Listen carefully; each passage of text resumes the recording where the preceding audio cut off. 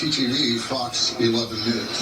That is just so tragic. Tom, I wanted to ask you this because it is obviously still so early since these fires erupted, and there's the rubble is for miles and miles.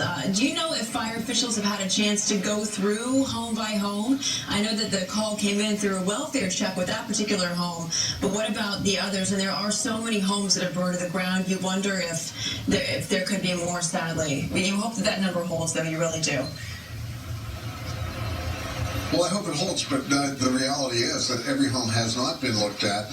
Now, a lot of people are probably still being sought to find out where they are and all that, and many people who are missing end up being, showing up or calling in or doing whatever it is that they have to do, or they contact loved ones, and that list gets very small very quickly. But do I think in a vast fire the size of this and the other ones in the LA Basin that there are other victims? They certainly do, because two things are at work here.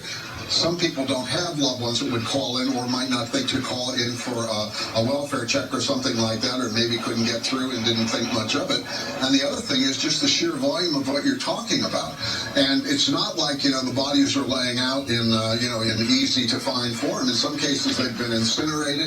In some cases, there could be feet of ashes on top of them.